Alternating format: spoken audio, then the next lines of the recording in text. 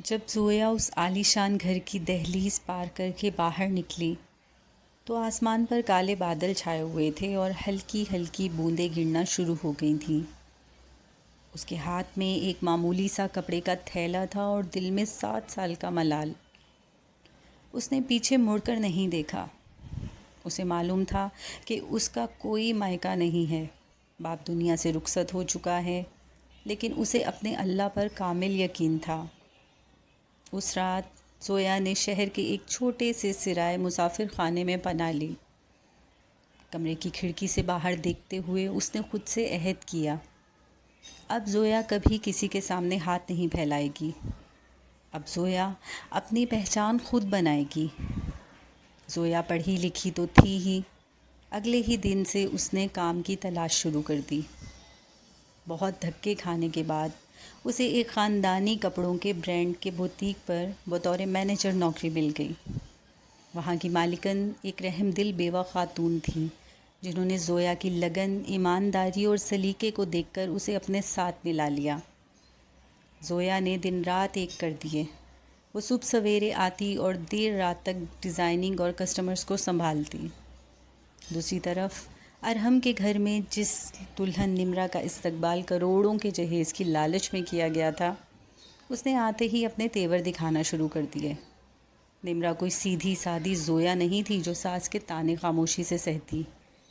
پہلے ہی ہفتے جب زبیدہ بیگم نے روایتی حاکمانہ انداز میں نمرا سے کہا، نمرا ذرا کچن میں جا کے ارحم کے لیے ناشتہ بنا لاؤ، تو نمرا نے صاف جواب دیا، امی جی، میں اس گھر میں نوکرانی بن کر نہیں آئی۔ میرے باپ نے آپ کو کروڑوں روپے ارحم کے بزنس کے لیے دیے ہیں، چائے بنانے کے لیے نہیں۔ اگر کام کروانا ہے تو ملازم رکھیں۔ گھر میں روز روز کے جھگڑے معمول بن گئے۔ نمرا رات دیر تک پارٹیز میں رہتی اور جب ارحم روکنے کی کوشش کرتا تو وہ اسے طعنہ دیتی، تمہاری اوقات کیا ہے؟ میرا باپ نہ ہوتا تو تم سڑک پر ہوتے۔ ارحم کو اب ہر لمحہ زویا یاد آتی تھی، وہ زویا جو اس کے گھر لوٹنے پر گرم کھانا آگے رکھتی تھی، جو اس کی ایک پکار پر دوڑی چلی آتی تھی، اور جس نے 7 سال تک 1 روپے کی فرمائش نہیں کی تھی۔ ارحم کا بزنس تو نمرا کے باپ کے پیسے سے چل پڑا تھا، لیکن اس کے گھر کا سکون ہمیشہ کے لیے دفن ہو چکا تھا۔ زبیدہ بیگم اب دن رات روتی تھیں اور کہتی تھیں، ہم نے زویا جیسی گائے کو نکال کر اپنے گھر میں ناگن پال لی ہے۔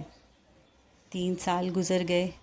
زویا اب صرف ایک مینیجر نہیں تھی، بلکہ اپنی محنت اور منفرد ڈیزائننگ کی بدولت اس برانڈ کی پارٹنر بن چکی تھی۔ اس نے اپنے لیے ایک چھوٹا پرسکون فلیٹ خرید لیا تھا، اور اس کے چہرے پر اب ایک کامیاب باوقار خاتون کا روپ تھا۔ ایک شام شہر کے ایک بڑے شاپنگ مال میں برانڈ کی نیو برانچ کا افتتاح تھا۔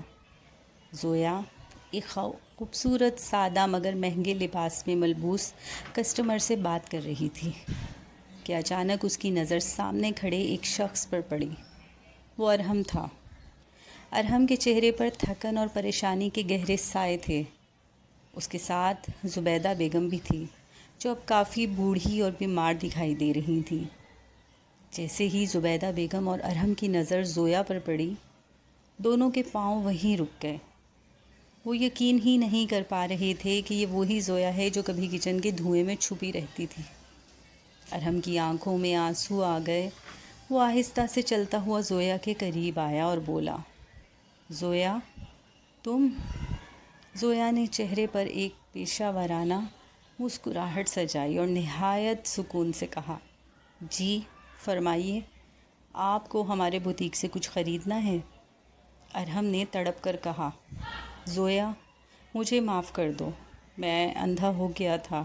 نمرا نے میرا گھر جہنم بنا دیا ہے۔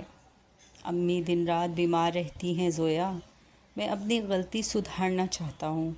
میں تمہیں واپس لینے آیا ہوں، پلیز میرے ساتھ گھر چلو۔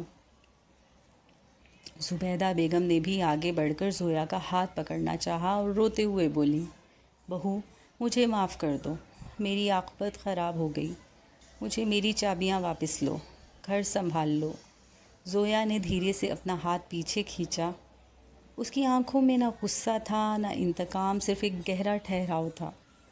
امی جی، میں نے آپ کو اور ارحم کو اسی رات معاف کر دیا تھا جس رات وہ گھر چھوڑ کر نکلی تھی، کیونکہ دل میں نفرت رکھ کر انسان آگے نہیں بڑھ سکتا، لیکن واپس آنا وہ اب ممکن نہیں ہے۔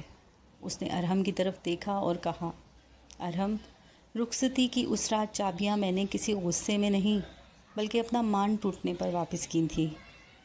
جو زویا آپ کے طعنے سہتی تھی وہ اسی رات مر گئی تھی۔